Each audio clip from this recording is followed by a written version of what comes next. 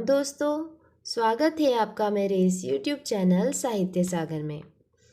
दोस्तों, मुंशी प्रेमचंद जी की कहानी और उपन्यासों की श्रृंखला में आज मैं आपके लिए लेकर आई हूँ गोदान का पार्ट 2। तो शुरू करते हैं दोस्तों। होरी अपने गांव के समीप पहुंचा तो देखा अभी तक गोबर खेत में ऊख गोड़ रहा है और दोनों लड़कियां भी उनके साथ काम कर रही है। लू चल रही थी, बगुले उठ रहे थे, भूतल धधक रहा था, जैसे प्रकृति ने वायु में आग घोल दी हो। ये सब अभी तक खेत में क्यों है? क्या काम के पीछे सब जान देने पर तुले हुए हैं? वो खेत की ओर चला और दूर ही से चिल्लाकर बोला, अरे आता क्यों नहीं गोबर? क्या काम ही करता रहेगा? दोपहर ढल गई, कुछ सूझता है कि नहीं? उसे देखते ही तीनों ने कुदाले उठा ली और उसके साथ हो लिए। गोबर सांवला, लंबा, एक हरा युवक था जिसे इस काम में रुचि न मालूम होती थी। प्रसन्नता की जगह मुख पर असंतोष और विद्रोह था। वो इसलिए काम में लगा हुआ था कि वो दिखाना चाहता था उसे खाने पीने की कोई फिक्र नहीं है। बड़ी लड़की सोना लज्जाशील कुमारी थी, सांवली, सुडौल, प्रसन्न और चपल। गाढ़े की लाल साड़ी जिसे वह घुटनों से मोड़कर कमर में बांधे हुए थी, उसके हल्के शरीर पर कुछ लदी हुई सी थी और उसे प्रौढ़ता की गरिमा दे रही थी। छोटी रूपा 5-6 साल की, मैली, सिर पर बालों का एक घोंसला सा बना हुआ, एक लंगोटी कमर में बांधे, बहुत ही ढील और रोनी। रूपा ने होरी की टांगों में लिपट कर कहा, काका देखो, मैंने एक ढेला भी नहीं छोड़ा। बहन कहती है जा पेड़ तले बैठ। ढेले न तोड़े जाएंगे काका तो मिट्टी कैसे बराबर होगी? होरी ने उसे गोद में उठा प्यार करते हुए कहा, तूने बहुत अच्छा किया बेटी, चल घर चलें। कुछ देर अपने विद्रोह को दबाए रहने के बाद गोबर बोला, ये तुम रोज रोज मालिकों की खुशामद करने क्यों जाते हो? बाकी न चुके तो प्यादा आकर गालियां सुनाता है, बेगार देनी ही पड़ती है। नजर नजराना सब तो हमसे भराया जाता है, फिर किसी की क्यों सलामी करो? इस समय यही भाव होरी के मन में भी आ रहे थे, लेकिन लड़के के इस विद्रोह भाव को दबाना जरूरी था।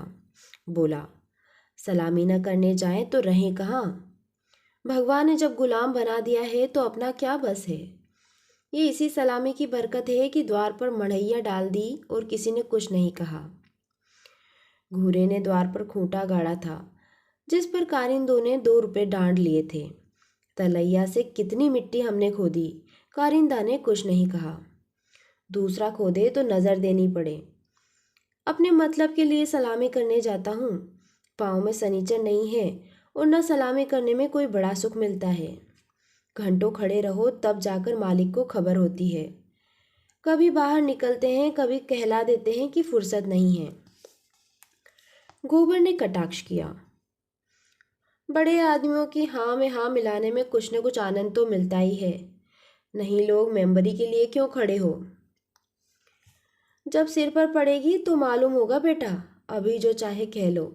पहले मैं भी यही सब बातें सोचा करता था, अब मालूम हुआ कि हमारी गर्दन दूसरों के पैरों के नीचे दबी हुई है, अकड़ कर निबाह नहीं हो सकता। पिता पर अपना क्रोध उतारकर गोबर कुछ शांत हो गया और चुपचाप चलने लगा। सोना ने देखा रूपा बाप की गोद में चढ़ी बैठी है तो ईर्ष्या हुई। उसे डांट कर बोली, अब गोद से उतरकर पांव पांव क्यों नहीं चलती? क्या पांव टूट गए हैं? रूपा ने बाप की गर्दन में हाथ डालकर ढीठाई से कहा, न उतरेंगे, जाओ। काका, बहन हमको रोज चिढ़ाती है कि तू रूपा है, मैं सोना हूँ, मेरा नाम कुछ और रख दो ना। होरी ने सोना को बनावटी रोज से देखकर पूछा, तू इसे क्यों चिढ़ाती है सोनिया? सोना तो देखने को है, निभाह तो रूपा से होता है। रूपा न हो तो रुपये कहाँ से बने, बता। सोना ने अपने पक्ष का समर्थन किया, सोना न हो तो मोहर कैसे बने? नथुनिया कहाँ से आए? कंठा कैसे बने? गोबर भी इस विनोदमय विवाद में शरीक हो गया। रूपा से बोला, तो कह दे कि सोना तो सूखी पत्ती की तरह पीला होता है, रूपा तो उजला होता है जैसे सूरज। सोना बोली, शादी ब्याह में पीली साड़ी पहनी जाती है, उजली साड़ी कोई नहीं पहनता। रूपा इस दलील से परास्त हो गई। गोबर और होरी की कोई दलील इसके सामने न ठहर सकी। उसने शुद्ध आंखों से होरी को देखा। होरी को एक नई युक्ति सूझी।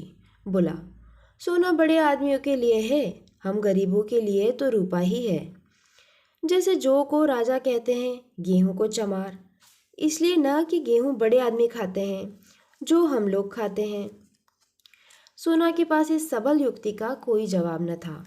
परास्त होकर बोली, तुम सब जने एक और हो गए हैं, नहीं रुपया को रुलाकर छोड़ती मैं। रूपा ने उंगली मटकाकर कहा, ए राम सोना चमार, ए राम सोना चमार। इस विजय का उसे इतना आनंद हुआ कि बाप की गोद में न रह सकी। जमीन पर कूद पड़ी और उछल उछल कर यही रट लगाने लगी, रूपा राजा सोना चमार, रूपा राजा सोना चमार। ये लोग घर पहुंचे तो धनिया द्वार पर खड़ी इनकी बाट जो रही थी। रुष्ट होकर बोली, आज इतनी देर क्यों कर दी गोबर, काम के पीछे कोई परान थोड़े ही दे देते हैं। फिर पति से गर्म होकर कहा, तुम भी वहां से कमाई करके लौटे तो खेत में पहुंच गए, खेत कहीं भागा जाता था। द्वार पर कुआं था। होरी और गोबर ने एक एक कलसा पानी सिर पर उड़ेला। रूपा को नहलाया और भोजन करने गए। जौ की रोटियां थी, पर गेहूं जैसी सफ़ेद और चिकनी। अरहर की दाल थी, जिसमें कच्चे आम पड़े हुए थे। रूपा बाप की थाली में खाने लगी। सोना ने उसे ईर्ष्या भरी आंखों से देखा, मानो कह रही थी, वाह रे दुलार। धनिया ने पूछा, मालिक से क्या बातचीत हुई। होरी ने लोटा भर पानी चढ़ाते हुए कहा, यही तहसील वसूल की बात थी, और क्या। हम लोग समझते हैं बड़े आदमी बहुत सुखी होंगे, लेकिन सच पूछो वो हमसे भी ज़्यादा दुखी है। हमें पेट ही की चिंता है, उन्हें हजारों चिंताएं घेरे रहती है। राया साहब ने और क्या क्या कहा था, वो कुछ होरी को याद न रहा। उस सारे कथन का खुलासा मात्र उसके स्मरण में चिपका हुआ रह गया था। गोबर ने व्यंग किया, तो फिर अपना इलाका हमें क्यों नहीं दे देते। हम अपने खेत बेल हल कुदाल सब उन्हें देने को तैयार हैं, करेंगे बदला। ये सब धूर्तता है, निरी मोट मर्दी। जिसे दुख होता है वह दर्जनों मोटरें नहीं रखता, महलों में नहीं रहता, हलवा पूरी नहीं खाता और न नाच रंग में लिप्त रहता है। मजे से राज का सुख भोग रहे हैं, उस पर दुखी भी है। होरी ने झुंझलाकर कहा, अब तुमसे बहस कौन करे भाई। जायदाद किसी से छोड़ी जाती है कि वही छोड़ देंगे। हम ही को खेती से क्या मिलता है, एक आने नफरी की मजूरी भी तो नहीं पड़ती। जो 10 रुपये महीने का नौकर है वह भी हमसे अच्छा खाता पहनता है, लेकिन खेतों को छोड़ा तो नहीं जाता। खेती छोड़ दें तो और करें क्या, नौकरी कहीं मिलती है, फिर मर्जात भी तो पालना ही पड़ता है। खेती में जो मर्जात है वो नौकरी में तो नहीं है। इसी तरह ज़मींदारों का हाल भी समझ लो, उनकी जान को भी तो सैकड़ों रोग लगे हुए हैं। हाकिमों को रसद पहुंचाओ, उनकी सलामी करो, अमलों को खुश करो, तारीख पर मालगुजारी न चुका दें तो हवालात हो जाए, कुड़की आ जाए। हमें तो कोई हवालात नहीं ले जाता, 2-4 गालियाँ घुड़कियाँ ही तो मिलकर रह जाती है। गोबर ने प्रतिवाद किया, ये सब कहने की बातें हैं, हम लोग दाने दाने को मोहताज हैं। देह पर साबित कपड़े नहीं हैं, चोटी का पसीना एड़ी तक आता है, तब भी गुजर नहीं होता। उन्हें क्या, मज़े से गद्दी पर मसनद लगाए बैठे हैं। सैकड़ों नौकर चाकर है, हजारों आदमियों पर हुकूमत है। रुपए न जमा होते हों पर सुख तो तभी सभी तरह का भोगते हैं। धन लेकर आदमी और क्या करता है। तुम्हारी समझ में हम और वह बराबर है। भगवान ने तो सबको बराबर ही बनाया है, ये बात नहीं है बेटा। छोटे बड़े भगवान के घर से बनकर आते हैं, संपत्ति बड़ी तपस्या से मिलती है। उन्होंने पूर्व जन्म में जैसे कर्म किए हैं उनका आनंद भोग रहे हैं। हमने कुछ नहीं संचा तो भोगे क्या। ये सब मन को समझाने की बातें हैं। भगवान सबको बराबर मानते हैं। यहाँ जिसके हाथ में लाठी है वो गरीबों को कुचलकर बड़ा आदमी बन जाता है। ये तुम्हारा भरम है। मालिक आज भी 4 घंटे रोज भगवान का भजन करते हैं। किसके बल पर ये भजन भाव और दान धर्म होता है? अपने बल पर नहीं, किसानों के बल पर और मजूरों के बल पर। ये पाप का धन पचे कैसे, इसलिए दान धर्म करना पड़ता है। भगवान का भजन भी इसलिए होता है। भूखे नंगे रहकर भगवान का भजन करे तो हम देखें। हमें कोई दोनों जून खाने को दे तो हम 8 पहर भगवान का जाप ही करते रहें। एक दिन खेत में उगोड़ना पड़े तो सारी भक्ति भूल जाए। होरी ने हार कर कहा, अब तुम्हारे मुंह कौन लगे भाई, तुम तो भगवान की लीला में भी टांग अड़ाते हो। तीसरे पहर गोबर कुदाल लेकर चला तो होरी ने कहा, जरा ठहरो बेटा, हम भी चलते हैं। तब तक थोड़ा सा भूसा निकाल कर रख दो, मैंने भोला को देने को कहा है। बेचारा आजकल बहुत तंग है।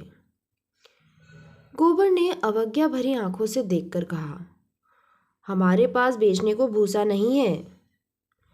अरे बेचता नहीं हूँ भाई, यूं ही दे रहा हूँ। वो संकट में है, उसकी मदद तो करनी ही पड़ेगी। हमें तो उन्होंने कभी एक गाय नहीं दे दी। दे तो रहा है पर हमने ली ही नहीं। धनिया मटक कर बोली, गाय नहीं, वह दे रहा था, इन्हें गाय दे देगा। आंख में अंजन लगाने को कभी चिल्लू भर दूध तो भेजा नहीं, गाय दे देगा। होरी ने कसम खाई, नहीं जवानी कसम, अपने पछाई गाय दे रहे थे। हाथ तंग है, भूसा चारा नहीं रख सके, अब एक गाय बेचकर भूसा लेना चाहते हैं। मैंने सोचा संकट में पड़े आदमी की गाय क्या लूं, थोड़ा सा भूसा दिए देता हूँ, कुछ रुपए हाथ में आ जाएंगे तो गाय ले लूँगा। थोड़ा थोड़ा करके चुका दूंगा। 80 रुपए की है, मगर ऐसी कि आदमी देखता रहे। गोबर ने आड़े हाथों लिया, तुम्हारा यही धर्मात्मापन तो तुम्हारी दुर्गत करा रहा है। साफ साफ तो बात है, 80 रुपए की गाय है, हमसे 20 रुपए का भूसा ले और गाय हमें दे दे। 60 रुपए रह जाएंगे, वो हम धीरे धीरे दे देंगे। होरी रहस्यमय ढंग से मुस्कुराया, मैंने ऐसी चाल सोची है कि गाय सैंत मेंत में हाथ आ जाएगी। कहीं भोला की सगाई ठीक करनी है बस। 2-4 मन भूसा तो खाली अपना रंग जमाने को देता हूँ। गोबर ने तिरस्कार किया, तो तुम अब सबकी सगाई ठीक करते फिरोगे? धनिया ने तीखी आंखों से देखा, अब यही एक उद्यम तो रह गया है, नहीं देना है हमें भूसा किसी को। यहाँ भोला भाली किसी की करज नहीं खाया है हमने। होरी ने अपने सफाई दी, अगर मेरे जतन से किसी का घर बस जाए तो उसमें कौन सी बुराई है। गोबर ने चीलम उठाई और आग लेने चला गया। उसे यह झमेला बिल्कुल नहीं भाता था। धनिया ने सिर हिलाकर कहा, जो उनका घर बस आएगा वह 80 रुपए की गाय लेकर चुप न होगा, एक थैली गिनवाएगा। होरी ने पुचारा दिया, ये मैं जानता हूँ, लेकिन उनकी भलमनसी तो देखो, मुझसे जब मिलता है तेरा बखान ही करता है। ऐसी लक्ष्मी है, ऐसी सलीकेदार है। धनिया के मुख पर स्निग्धता झलक पड़ी। मन भाए मुड़िया हिलाए वाले भाव से बोली, मैं उनके बखान की भूखी नहीं हूँ, अपना बखान धरे रहे। होरी ने स्नेह भरी मुस्कान के साथ कहा, मैंने तो कह दिया भैया, वो नाक पर मक्खी भी नहीं बैठने देती, गालियों से बात करती है, लेकिन वह यही कहे जाए कि वो औरत तो औरत नहीं लक्ष्मी है। बात यह है कि उसकी घरवाली जबान की बड़ी तेज थी। बेचारा उसके डर के मारे भागा भागा फिरता था। कहता था, जिस दिन तुम्हारी घरवाली का मुंह सवेरे देख लेता हूँ उस दिन कुछ न कुछ ज़रूर हाथ लगता है। मैंने कहा, तुम्हारे हाथ लगता होगा, यहाँ तो रोज़ देखते हैं, कभी पैसे से भेंट नहीं होती। तुम्हारे भाग ही खोटे हैं तो मैं क्या करूँ। लगा अपने घरवाली की बुराई करने। भिखारी को भीख तक नहीं देती, झाड़ू लेकर मारने दौड़ती है। लालची ऐसी थी कि नमक तक दूसरों के घर से मांग लाती थी। मरने पर किसी की क्या बुराई करूं, मुझे देखकर जल उठती थी। भोला बड़ा गमखोर था, और उसके साथ निभाह कर दिया। दूसरा होता तो जहर खाकर मर जाता। मुझसे 10 साल बड़े होंगे भोला, पर राम राम पहले ही करते हैं। तो क्या कहते थे कि जिस दिन तुम्हारी घरवाले का मुंह देख लेता हूं तो क्या होता है? उस दिन भगवान कहीं ना कहीं से कुछ भेज देते हैं। बहुएं भी तो वैसी ही चटोरी नाई हैं। अब की सबों ने 2 रुपए के खरबूजे उधार खा डाले। उधार मिल जाए फिर उन्हें चिंता नहीं होती कि देना पड़ेगा या नहीं। अरे भोला, रोते काहे को है? गोबर आकर बोला। भोला दादा आ पहुंचे। मन दो मन भूसा है, वह उन्हें दे दो, फिर उनकी सगाई ढूंढने निकलो। धनिया ने समझाया।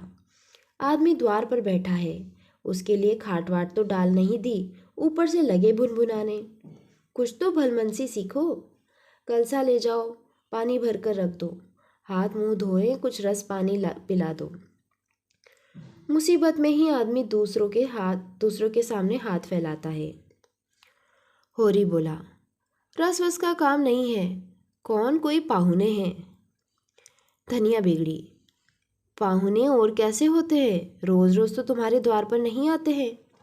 इतनी दूर से धूप धाप में आए हैं, प्यास लगी होगी। रुपया देख, डिब्बे में तंबाकू है कि नहीं? गोबर के मारे काहे को बची होगी। दौड़कर 1 पैसे की तंबाकू सहुआइन की दुकान से ले आ। भोला कि आज जितनी खातिर हुई और कभी न हुई होगी। गोबर ने खाद डाल दी, सोना रस घोल लाई, रूपा तंबाकू भर लाई।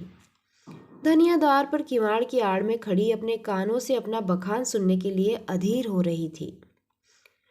भोला ने चीलम हाथ में लेकर कहा, अच्छी घरनी घर में आ जाए तो समझ लो लक्ष्मी आ गई। वही जानती है छोटे बड़े का आदर सत्कार कैसे करना चाहिए। धनिया के हृदय में उल्लास का कंपन हो रहा था। चिंता और निराशा और अभाव से आहत आत्मा इन शब्दों में एक कोमल शीतल स्पर्श का अनुभव कर रही थी। होरी जब भोला का खांचा उठाकर भूसा लाने अंदर चला तो धनिया भी पीछे पीछे चली। होरी ने कहा, जाने कहाँ से इतना बड़ा खांचा मिल गया, किसी भड़भूंजे से मांग लिया होगा।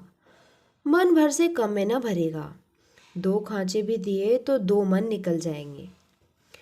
धनिया फूली हुई थी, मलामत की आंखों से देखती हुई बोली, या तो किसी को नेवता न दो और दो तो भरपेट खिलाओ। तुम्हारे पास फूल पत्र लेने थोड़ी ही आए हैं कि चंगेरी लेकर चलते। देते ही हो तो 3 खांचे दे दो। भला आदमी लड़कों को क्यों नहीं लाया? अकेले कहाँ तक ढोएगा, जान निकल जाएगी। 3 खांचे तो मेरे दिए न दिए जाएंगे, तब क्या 1 खांचा देकर टालोगे?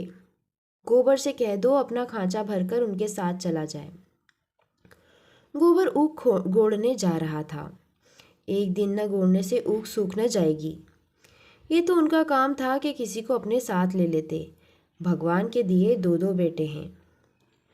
न होंगे घर पर, दूध लेकर बाजार गए होंगे। ये तो अच्छी दिल लगी है, अपना माल भी दो और उसे घर तक पहुंचा भी आओ।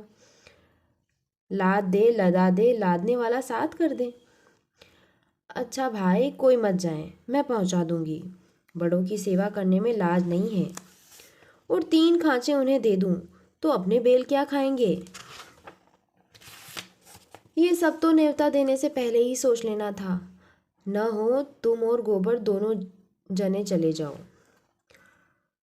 मुरावत मुरावत की तरह की जाती है, अपना घर उठाकर नहीं दे दिया जाता। अभी जमींदार का प्यादा आ जाए तो अपने सिर पर भूसा लाद कर पहुंचाओगे तुम्हारा लड़का लड़की सब, और वहां साइड मंदोमन लकड़ी भी गाड़नी पड़े। जमींदार की बात और है। हाँ, वो डंडे के जोर पर काम लेता है ना, उसके खेत नहीं जोतते। खेत जोतने हैं तो लगान नहीं देते। अच्छा भाई, जान न खा, हम दोनों चले जाएंगे। कहाँ से कहाँ मैंने इन्हें भूसा देने को कह दिया। या तो चलेगी नहीं, या चलेगी तो दौड़ने लगेगी। 3 खांचे भूसे से भर दिए गए। गोबर कुढ़ रहा था। उसे अपने बाप के व्यवहारों में जरा भी विश्वास न था। वो समझता था यह जहाँ जाते हैं वहीं कुछ न कुछ घर से खो आते हैं। धनिया प्रसन्न थी। रहा होरी, वह धर्म और स्वार्थ के बीच में डूब उतर रहा था। होरी और गोबर मिलकर एक खांचा बाहर लाए। भोला ने तुरंत अपने अंगोछे का बेंड बनाकर सिर पर रखते हुए कहा, मैं इसे रखकर अभी भागा आता हूँ, एक खांचा और लूँगा। होरी बोला, एक नहीं, अभी दो और धरे हैं, और तुम्हें ना आना पड़ेगा। मैं और गोबर एक एक खांचा लेकर तुम्हारे साथ ही चलते हैं। भोला स्तंभित हो गया। होरी उसे अपना भाई, बल्कि उससे भी निकट जान पड़ा। उसे अपने भीतर एक ऐसी तृप्ति का अनुभव हुआ जिसने मानो सारे संपूर्ण जीवन को हरा कर दिया। तीनों भूसा लेकर चले तो राह में बातें होने लगी। भोला ने पूछा, दशहरा आ रहा है, मालिकों के द्वार पर तो बड़ी धूमधाम होगी। हाँ, तंबू सामियाना गड़ गया है, अब की लीला में मैं भी काम करूँगा। राय साहब ने कहा है, तुम्हें राजा जनक का माली बनना पड़ेगा। मालिक तुमसे बहुत खुश है, उनकी दया है भाई।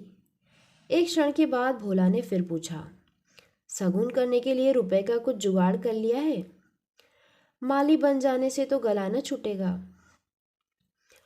होरी ने मुंह का पसीना पोंछकर कहा, उसी की चिंता तो मारे डालती है। दादा, अनाज तो सबका सब खलिहान में ही तुल गया। जमींदार ने अपना लिया, महाजन ने अपना लिया। मेरे लिए 5 सेर अनाज बचा है। यह भूसा मैंने रातों रात ढोकर छिपा दिया था, नहीं तो तिनका भी नहीं बचता। जमींदार तो एक ही है, मगर महाजन 3 हैं। सवाइन अलग और मंगरू अलग, दादा दीन पंडित अलग। किसी का ब्याज भी पूरा न चुका। जमींदार के भी आधे रुपए बाकी पड़ गए। सवाइन से फिर रुपए उधार लिए तो काम चला। सब तरफ किफ़ायत करके देख लिया भैया, कुछ नहीं होता। हमारा जन्म इसलिए हुआ है कि अपना रक्त बहाएं और बड़ों का घर भरे। मूल का दुगना सूद भर चुका, पर मूल ज्यों का ज्यों सिर पर सवार है। लोग कहते हैं शादी गमी में, तीरथ बरत में हाथ बांध कर खर्च करो, मुदा रास्ता कोई नहीं दिखाता।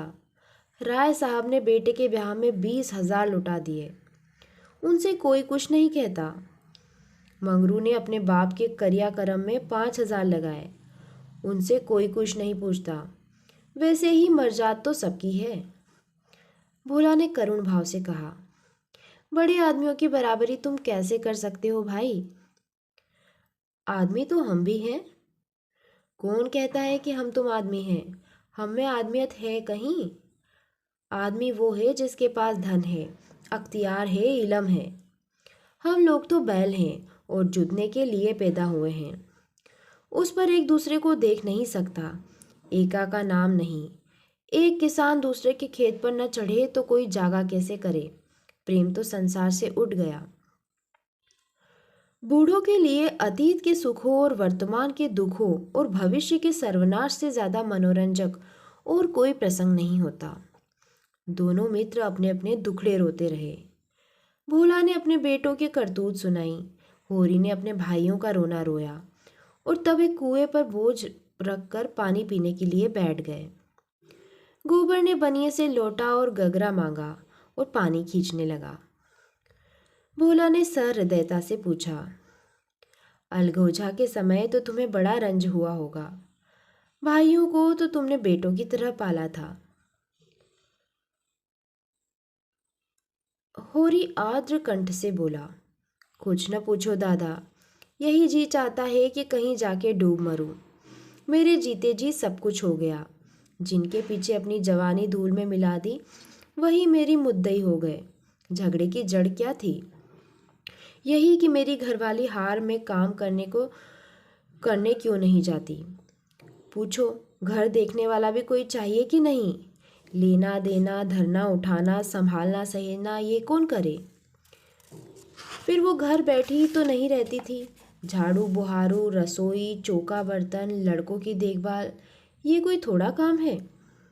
शोभा की औरत घर संभाल लेती कि हीरा की औरत में यह सलीका था? जब से अलगोजा हुआ है, दोनों घरों में एक जून रोटी पकती है। नहीं, सबको दिन में 4 बार भूख लगती थी, अब खाएं 4 दफ़े तो देखो। इस मालिकपन में गोबर की माँ की जो दुर्गत हुई है वह मैं ही जानता हूँ। बेचारी देवरानियों के फटे पुराने कपड़े पहनकर दिन काटती थी। अपने खुद भूखी सो रही होगी, लेकिन बहुओं के जलपान तक का ध्यान रखती थी। अपने देह गहने के नाम कच्चा धागा भी न था।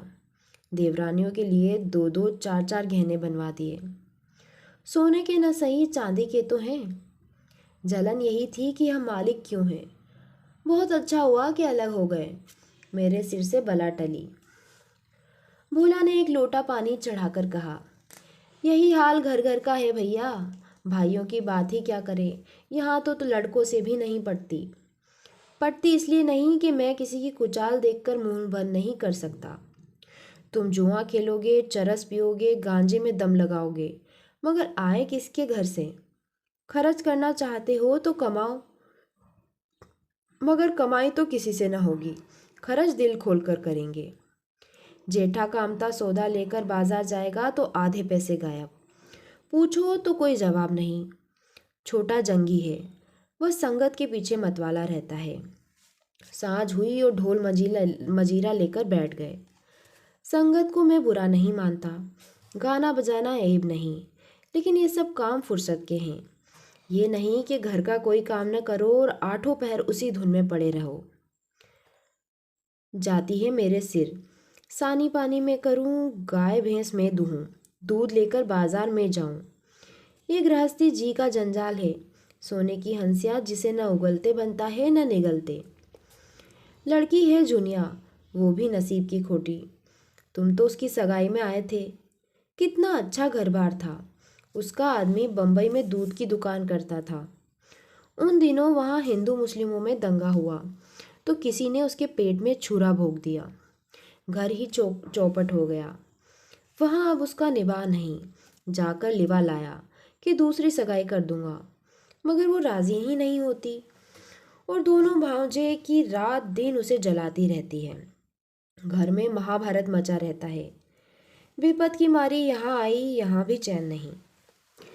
इन्हीं दुखड़ों में रास्ता कट गया। भोला का पुरवा था तो छोटा, मगर बहुत गुलजार। अधिकतर अहीर ही बसते थे और किसानों के देखते इनकी दशा बहुत बुरी न थी। भोला गांव का मुखिया था। द्वार पर बड़ी सी चरनी थी, जिस पर 10-12 गायें भैंसें खड़ी सानी खा रही थी। ओसारे में एक बड़ा सा तख्त पड़ा था, जो शायद 10 आदमियों से भी न उठता। किसी खूंटी पर ढोलक लटक रही थी, किसी पर मजीरा। एक ताक पर कोई पुस्तक बस्ते में बंधी रखी थी, जो शायद रामायण हो। दोनों बहुएं सामने बैठी गोबर पाथ रही थी और झुनिया चौखट पर खड़ी थी। उसकी आंखें लाल थी और नाक के सिरे पर भी सुर्खी थी। मालूम होता था अभी रोकर उठी है। उसके मांसल स्वस्थ सुगठित अंगों में मानो यौवन लहरें मार रहा था। मुंह बड़ा और गोल था, कपोल फूले हुए, आंखें छोटी और भीतर धंसी हुई। माथा पतला पर वक्ष का उभार और गात का वह गुदगुदापन आंखों को खींचता था। उस पर छपी हुई गुलाबी साड़ी उसे और भी शोभा प्रदान कर रही थी। भोला को देखते ही उसने लपक कर उनके सिर से खांचा उतरवाया। भोला ने गोबर और होरी के खांचे उतरवाए और झुनिया से बोले, पहले एक चीलम भर ला, फिर थोड़ा सा रस बना दे। पानी न हो तो गगरा ला, मैं खींच दूं।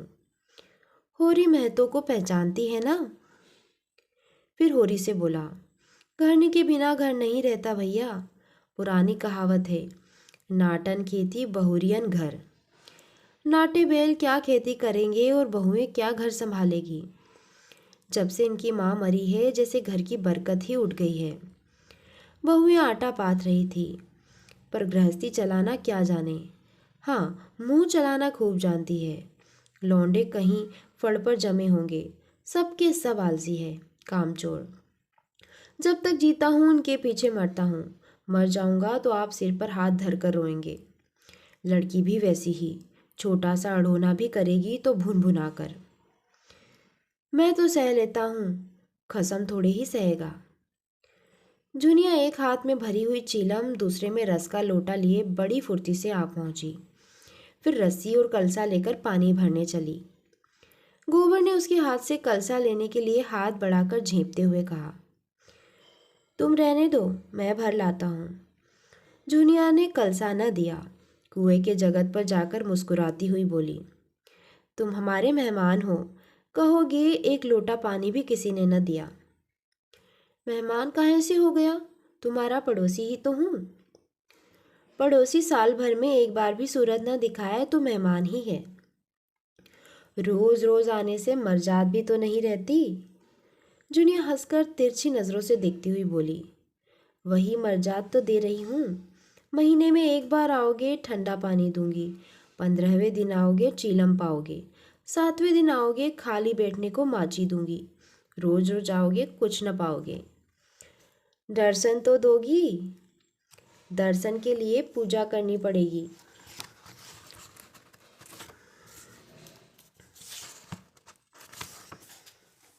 ये कहते कहते जैसे उसे कोई भूली हुई बात याद आ गई। उसका मुंह उदास हो गया। वो विधवा है। उसके नारित्व के द्वार पर पहले उसका पति रक्षक बना बैठा रहता था। वह निश्चिंत थी। अब उस द्वार पर कोई रक्षक न था, इसलिए वो उस द्वार को सदैव बंद रखती है। कभी कभी घर के सोनेपन से उकताकर द्वार खोलती है, पर किसी को आते देखकर भयभीत होकर दोनों पट भेड़ लेती है। गोबर ने कलसा भरकर निकाला। सबों ने रस पिया और एक चीलम तंबाकू और पीकर लौटे। भोला ने कहा, कल तुम आकर गाय ले जाना गोबर, इस बखत तो सानी खा रही है। गोबर की आंखें उसी गाय पर लगी हुई थी और मन ही मन वह मुग्ध हुआ जाता था। गाय इतनी सुंदर और सुडौल है, इसकी उसने कल्पना भी न की थी। होरी ने लोग को रोककर कहा, मंगवा लूंगा, जल्दी क्या है। तुम्हें जल्दी ना हो, हमें तो जल्दी है। उसे द्वार पर देखकर तुम्हें वह बात याद रहेगी। उसकी मुझे बड़ी फिक्र है दादा, तो कल गोबर को भेज देना। दोनों ने अपने अपने खांचे सिर पर रखे और आगे बढ़े। दोनों इतने प्रसन्न थे मानो ब्याह करके लौटे हों। होरी को तो अपने चीर संचित अभिलाषा के पूरे होने का हर्ष था, और बिना पैसे के। गोबर को इससे भी बहुमूल्य वस्तु मिल गई थी। उसके मन में अभिलाषा जाग उठी थी। अवसर पाकर उसने पीछे की ओर देखा। जुनिया द्वार पर खड़ी थी, मत आशा की भांति अधीर चंचल। दोस्तों, गोदान का भाग 2 यहीं समाप्त होता है। उपन्यास का अगला भाग लेकर मैं जल्दी ही आपके समक्ष आऊँगी। आपके प्यार के लिए बहुत बहुत धन्यवाद।